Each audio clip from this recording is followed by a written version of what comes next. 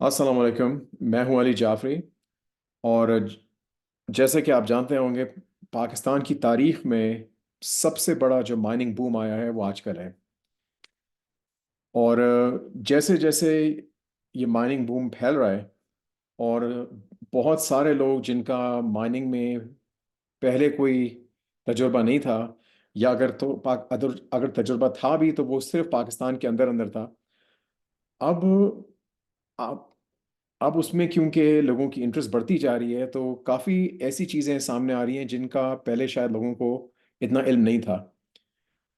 सबसे ज़्यादा जो मेरी पाकिस्तानी लोगों से जब बात होती है, और जो मायने के हवाले से, तो वो मुझसे पूछते हैं कि जी, कि डॉक्टर साहब, आप क्वालिफाइड पर्सन हैं, और अगर आप क्वालिफाइड पर्सन हैं तो क्या आप NI 43-101 पे साइन कर सकते हैं? आप पीजी हैं, आप ऑसम हैं। तो इसमें जो सबसे मज़े की बात है वो ये कि जो मुझसे सवाल ये करते हैं, उनको भी इन चीज़ों में फ़र्क नहीं पता। तो इसमें कोई बुराई नहीं है, मैं उनका मजाक नहीं उड़ा रहा, या ना मैं उनकी कोई बुराई कर रहा हूँ। क्योंकि कभी ये यूनिवर्सिटी लेवल पे ये बातें नहीं सिखाई जाती। तो इसलिए मैं चाहता हूँ कि हम लोग 6-7 मिनट की वीडियो है ये, लेकिन मैं कम से कम आपको ये चीज़ क्लैरिफाई कर दूँ कि इनमें क्या फ़र्क होता है। कि क्वालिफाइड पर्सन क्या है, ऑसम क्या है, पीजी क्या होता है, जो प्रोफेशनल जियोलॉजिस्ट है, और NI 43-101 क्या चीज़ है। तो ये जो तस्वीर आप देख रहे हैं, ये हम लोगों ने एक माइनिंग का पोर्फरी कॉपर पोर्फरीज पे ट्रेनिंग कोर्स कराया था पिछले साल। और जो सिखाने वाले साहब हैं वो यहाँ हैं, इनका नाम है डॉक्टर लॉरेंस कार्टर। और ना ये क्वालिफाइड पर्सन है, ना ये ऑसम है, ना ही ये पीजी हैं।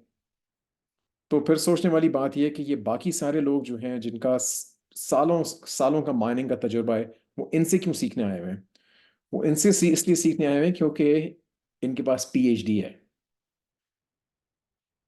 तो पहले हम बात करेंगे कि क्वालिफाइड पर्सन क्या चीज़ होती है। तकरीबन 2 मिनट हम इसके बारे में बात करेंगे, फिर 1 मिनट हम लोग बात करेंगे ऑसम के बारे में, फिर 1 मिनट बात करेंगे प्रोफेशनल जियोलॉजिस्ट के बारे में, फिर फाइनली 5 मिनट हम बात करेंगे NI 43-101 के बारे में। क्योंकि इन सारी चीज़ों में से जो सबसे ज़रूरी है, जिसके बारे में आपको वाकई सोचना चाहिए, वो NI 43-101 है।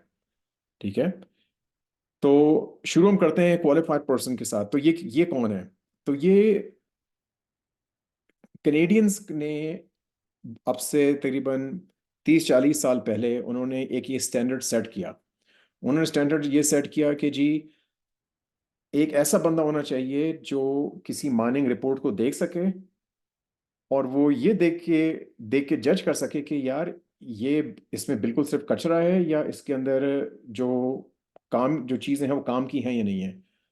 तो उसके लिए वो कहते हैं कि सिर्फ उसको थोड़ी उसकी वजाहत करने के लिए, देखने के लिए, कम से कम 5 साल का तजुर्बा होना चाहिए। ठीक है। 5 साल का तजुर्बा होना चाहिए, और वो एक प्रोफेशनल सोसाइटी का मेंबर हो। प्रोफेशनल सोसाइटी से क्या मुराद है? प्रोफेशनल सोसाइटीज ऐसी होती हैं जियोलॉजी के अंदर, जैसे जियोलॉजिकल सोसाइटी ऑफ अमेरिका हो गई, American association of petroleum geologist हो गई, या सोसाइटी ऑफ इकोनॉमिक जियोलॉजिस्ट हो गई, या जियोलॉजिकल सोसाइटी ऑफ अमेरिका हो गई। इस तरह से बहुत सारी, हर मुल्क की अपनी ऑर्गेनाइजेशंस हैं।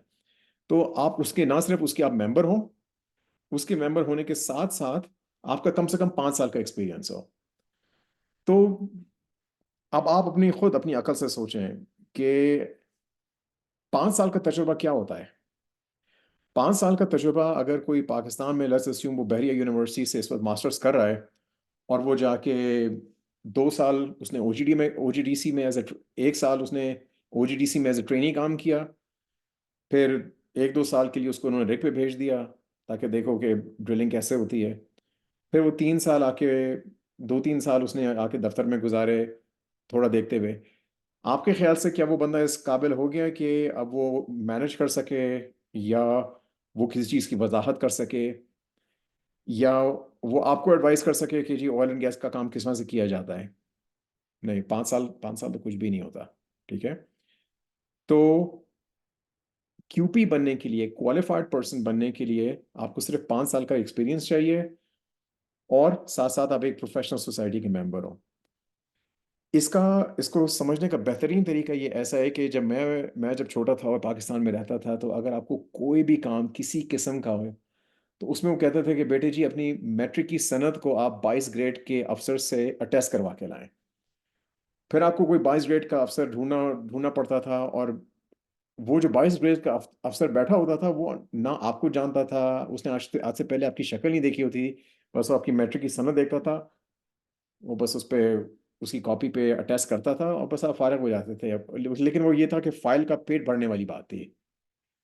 तो इधर अमेरिका में, कनाडा में ये फाइल का पेट भरने वाली बात है कि जी किसी क्वालिफाइड पर्सन ने जी उसको देख लिया था। हमारे यहाँ एक हम लोगों ने कॉन्सेप्ट बनाया हुआ है कि जी अगर वो क्वालिफाइड पर्सन है तो पता नहीं वो क्या चीज़ होगा, वो किस किस्म का एक्सपर्ट होगा वो आदमी। तो चलो मैं आपको ये भी दिखाता चलूँ अभी, क्योंकि मेरे पास दुनिया भर से कंसल्टिंग का काम आता है, तो मैं आपको दिखाता चलूँ एक क्वालिफाइड पर्सन के बारे में कुछ इन्फॉर्मेशन। तो ये एक पाकिस्तान जैसा ही मुल्क है, पाकिस्तान के करीब भी है काफ़ी। वहाँ एक साहब है, उन्होंने मुझे कांटेक्ट किया था कुछ कुछ अर्से पहले कि जी आप आके, हमने एक काम कराया है। तो मैं बोला आपने किससे काम कराया है? कि जी हमने क्वालिफाइड पर्सन से कराया है। अगेन वो उनका भी वही पाकिस्तानियों वाली मेंटालिटी कि जी अगर क्वालिफाइड पर्सन आ रहा है तो पता नहीं वो किस किस्म की कमाल की चीज़ होगी। खैर वो बंदा वहाँ गया, उसको एक तो उसके टिकट के पैसे भरने पड़े, फिर उसका दिन का जो डेली रेट है, कम से कम 1,000-1,500 डॉलर उसने दिन का लिया होगा। वो वो गया उनके साथ जियोलॉजी का काम करने के लिए, और उसने कुल, ये आप देख रहे हैं, उसने कुल 5 सैंपल जमा किए। यानी वो उल्लू का पठा कनाडा से फ्लाई करके आया इनके मुल्क, कम से कम $2,000 का तो सिर्फ उसका टिकट था। फिर ये जगह इतनी रिमोट है कि यहाँ से पहुंचने के लिए उसको 2-3 दिन तो सिर्फ वहां पहुंचने के लिए लगे होंगे, 1-2 दिन उसने फील्ड में गुजारे होंगे, फिर कम से कम 2-3 दिन उसके वापस जाने के, फिर कनाडा फ्लाई करके वापस जाने का, होटल का खर्चा अलग, खाने पीने का खर्चा अलग। ये जिस कंपनी ने उससे काम कराया है या जिन साहब ने उनसे काम कराया है, उनका कम से कम 10-15 हज़ार डॉलर का खर्चा हुआ। और सब करने के बाद उनके हाथ में क्या आया? उसने फील्ड में उस गधे ने सिर्फ 5 सैंपल्स जमा किए। ठीक है, 5 सैंपल्स उसने जमा किए, और उसने साथ साथ 5 सफ़ों की उसने एक रिपोर्ट तैयार कर दी। और रिपोर्ट में आपको नहीं दिखा सकता, क्योंकि जो मैं हम लोग काम करते हैं उनमें कॉन्फिडेंशियलिटी का अग्रीमेंट होता है। लेकिन इस रिपोर्ट के अंदर ना जियोलॉजिकल मैप है, ना इसके अंदर कोई क्रॉस सेक्शन है, रिपोर्ट के अंदर एक तस्वीर भी नहीं है। यानी वो बंदा जो गया, उसने जो कुछ देखा, उसने इतना भी गवारा नहीं किया कि मैं कुछ तस्वीरें ले लूं। क्यों? आपके ख्याल से अगर मैं उसको अमेरिका बुलाता तो वो इस तरह से काम करता? नहीं, वो इसलिए उसने इसलिए से किया क्योंकि उसको पता है कि इन मुल्कों में लोगों की क्या साइकी है। उनको पता है इनको कुछ भी नहीं आता, और क्योंकि इनको कुछ भी नहीं आता, तो मेरी जो मर्जी है मैं करूं। क्यों? क्योंकि मेरे सर पे वो ताज लगा हुआ है क्वालिफाइड पर्सन होने का। और क्योंकि मेरे सर के ऊपर वो ताज लगा हुआ है क्वालिफाइड पर्सन होने का, इसलिए मैं जो मर्जी है मैं करूं, कोई रोक टोक नहीं है, पैसे भी मैं पूरे लूंगा और काम भी मैं घटिया करूंगा। और वो इसी ने किया। तो ये वो साहब हैं जिनकी मैं बात कर रहा हूँ, जो क्वालिफाइड पर्सन है। ठीक है, मैं नॉर्मली लोगों की शक्लें नहीं दिखाता अपनी वीडियोस में, क्योंकि मैं नहीं चाहता मैं किसी की बुराई करूं। लेकिन ये ऐसा उल्लू का पट्टा है कि अगर आप इसको देखते हैं तो इसको आपको कभी पाकिस्तान बुलाना नहीं चाहिए अपने काम के लिए। ठीक है, तो क्योंकि इससे ज़्यादा घटिया काम मैंने नहीं देखा किसी जियोलॉजिस्ट को करते हुए। अब बात यह है कि अगर आपका दरवाज़ा खुला है या आपके घर की खिड़कियां खुली हैं, और कोई चोर अंदर आता है और आपको ये चीज़ें उठा के ले जाता है, तो यार फिर आप चोर को तो कुछ नहीं कह सकते ना, आप ही ने दरवाज़ा खुला छोड़ा था। इसी तरह इनको जो लोग लेके आए, वो बाय प्रोफेशन वो खुद जियोलॉजिस्ट नहीं थे, ना वो माइनिंग इंजीनियर थे। उन्होंने देखा कि जी ये क्वालिफाइड पर्सन है, उसके लिंक्डइन पे भी लिखा हुआ है कि वो क्वालिफाइड पर्सन है। साथ साथ उसकी जो डिग्री है, वो कनाडा में बहुत ज़बरदस्त ज़बरदस्त माइनिंग यूनिवर्सिटीज़ हैं। ठीक है, लेकिन इस यूनिवर्सिटी ऑफ अल्बर्टा का माइनिंग से दूर दूर तक किसी किस्म का लेना देना नहीं है। ठीक है, ये उस यूनिवर्सिटी से इसने सिर्फ बीएससी की भी अपनी। पाकिस्तान में जब आप बीएससी करते हैं तो आपका सारा फोकस उस सब्जेक्ट पे होता है। अमेरिका कनाडा में जब आप बीएससी करते हैं तो आधा टाइम आपको ऐसी क्लासेस लेनी पड़ती हैं जिसका आपके सब्जेक्ट से कोई लेना देना नहीं होता। कि जी आप, मुझे याद है मुझे नाइजीरियन हिस्ट्री की क्लास लेनी पड़ी थी। उसमें कुछ शेक्सपियर की क्लासेस थी, उसमें कुछ मैथ्स मुझे कहाँ तक पढ़नी पड़ी थी, मतलब उनका सारी चीज, मेरा आधे बीएससी का जियोलॉजी से कोई लेना देना नहीं था। ठीक है। तो इन भाई साहब का कुल बहुत कम जियोलॉजी से लेना देना था, लेकिन उसने क्या किया कि उसने मेंबरशिप ले ली लोकल। उसका 5 साल का एक्सपीरियंस था। 5 साल का एक्सपीरियंस हुआ, उसके नाम नाम के साथ क्यूपी लग गया।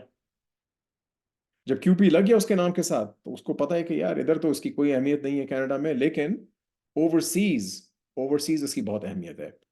एक क्यूपी का आपको एग्जाम भी देना पड़ता है, उसमें सिर्फ लॉज होते हैं कि जी वो पूरे एक माइनिंग लॉज का एक एग्जाम होता है जो आप पास करते हैं, and then you become a qualified person. ठीक है। तो ये सब आपको बताने का मकसद ये है कि यार आपको अगर किसी बंदे को बुलाना है काम करने के लिए, तो उसका आप एक्सपीरियंस देखें कि आपके डिपॉजिट से रिलेटेड उसका क्या एक्सपीरियंस है। क्यूपी इंजीनियर भी बन सकता है, उसको जियोलॉजिस्ट होने की भी जरूरत नहीं है। ठीक है। अब हम बात करते हैं ऑसम की। ये उससे भी, ये भी इस किस्म की चीज है कि लोग मुझसे अक्सर पूछें कि अच्छा, आपको अगर हम माइनिंग के काम के लिए बुलाएं तो आप ऑसम हैं? नहीं भाई, मैं कोई ऑसम नहीं हूं। और तो मतलब क्या है इसका? ऑसम एक ऑस्ट्रेलिया के अंदर, जैसे अमेरिका में American American association petroleum geologist है, इसी तरह से AIPG भी है। अब तो मुझे भी भूल भी गए कि AIPG किस चीज के लिए स्टैंड करता है, लेकिन इधर इधर एक वक्त में कम से कम 10-15 जियोलॉजिकल सोसाइटीज हैं। SME है, और वो SEG है। SEG भी दो किस्म की हैं, एक जियोलॉ माइनिंग जियोलॉजिस्ट के लिए, एक सोसाइटी ऑफ इकोनॉमिक जियोलॉजिस्ट, एक सोसाइटी ऑफ एक्सप्लोरेशन जियोलॉजिस्ट है। इसी तरह से ऑस्ट्रेलिया में एक जियोलॉजिकल सोसाइटी है, उसका कोई भी मेंबर बन सकता है, कोई भी से मुराद ये है कि लेट्स अस्यूम कि अभी आपको पता है बैरक ने बहुत हायरिंग की है पाकिस्तान में, और उन्होंने HR के लोग भी हायर किए हैं।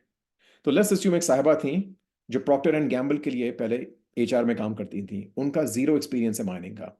अब उनको रेकोडिक के साथ जॉब मिल गई है HR में, क्योंकि काम तो HR का है, HR में वो प्रोफिशिएंट है। ठीक है। तो शी डिजर्व्स दैट। वो चाहें तो वो ऑस्टन की मेंबर बन सकती हैं। अब ये आपका मसला है, अगर आपके पास, आपने गिलगित बल्तिस्तान में आपको फर्ज करें कहीं कॉपर नजर आया, चित्राल पे आपको कॉपर नजर आ गया, और आपने देखा कि ओए होए होए, इनके नाम के साथ तो ऑसम लगा हुआ है, तो इनको तो पता नहीं कितना आता होगा जियोलॉजी के बारे में, मुझे इनको बुलाना चाहिए काम के लिए। नहीं यार, वो तो HR की बंदी हैं, उनका जियोलॉजी से क्या लेना देना है, या उनका माइनिंग से क्या लेना देना है? तो अगेन ऑसम कोई भी बन सकता है, सिर्फ उसकी उसके कोई दूर दूर तक ताल्लुक होना चाहिए माइनिंग से।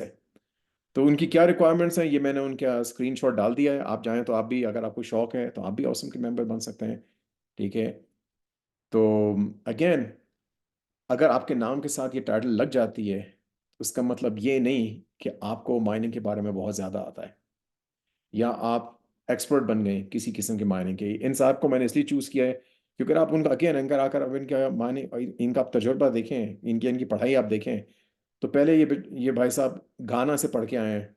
ठीक है। उन्होंने इंजीनियरिंग की घाना से। घाना में पढ़ाई का क्या स्टैंडर्ड है, वो अगेन मैं उसका उसमें नहीं पढ़ना चाहता, लेकिन वो आप सोच सकते हैं।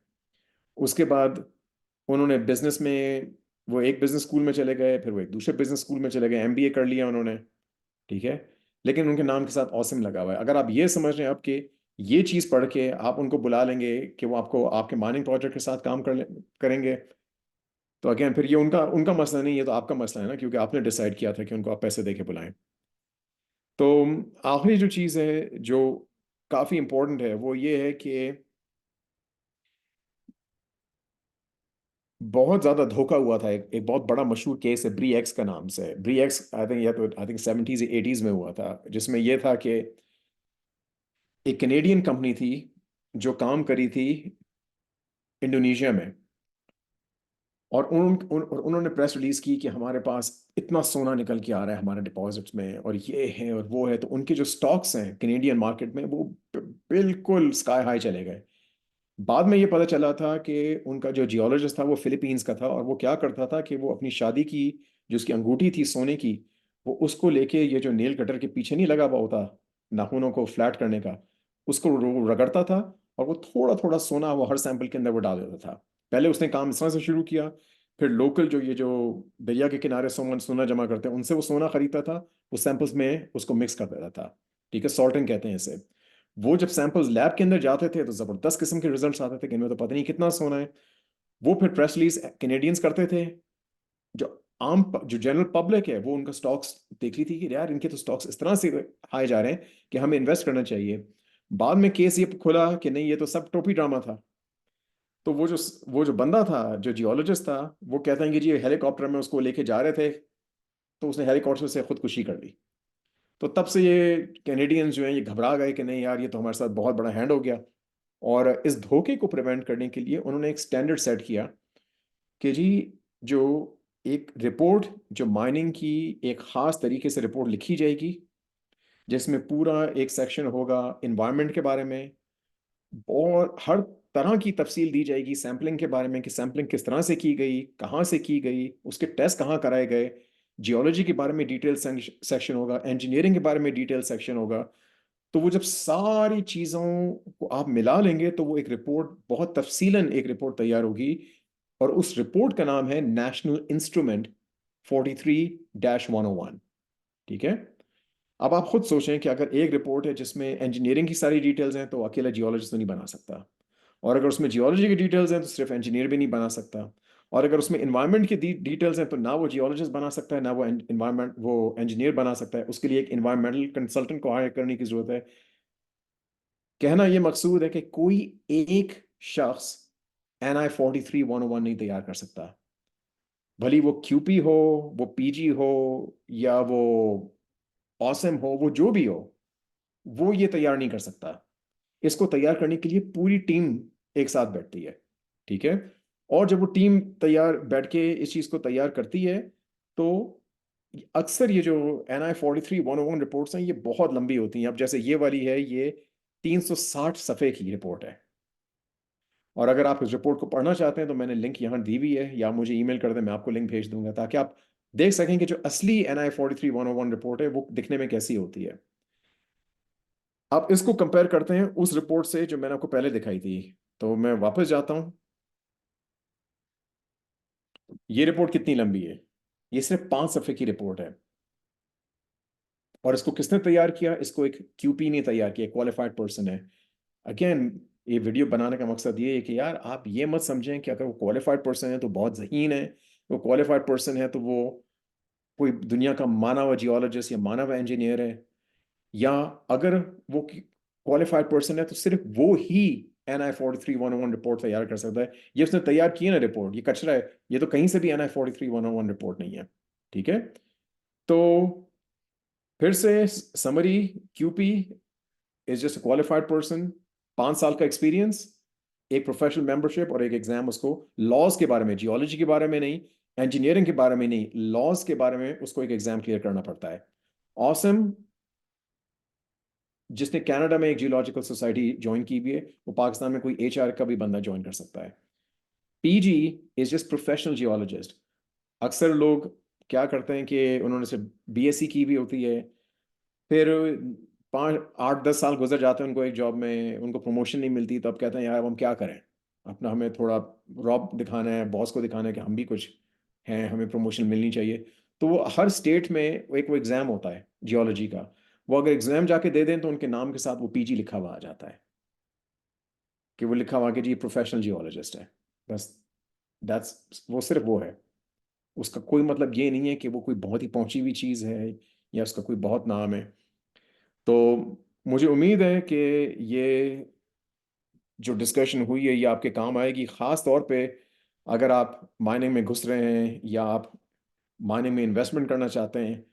और अगर आप, ख़ास तौर पे अगर आप कंसल्टेंट्स बुलाना चाहते हैं और आप ये समझते हैं कि जी अगर ऑस्ट्रेलिया से वो आएगा तो हम उसको ऑस्ट्रेलिया से इसलिए बुला रहे हैं क्योंकि उसके साथ तो नाम के साथ जी ऑसम लिखा हुआ है, तो वो तो पता नहीं ऑसम है तो कितना ऑसम होगा। तो ऐसा नहीं होता।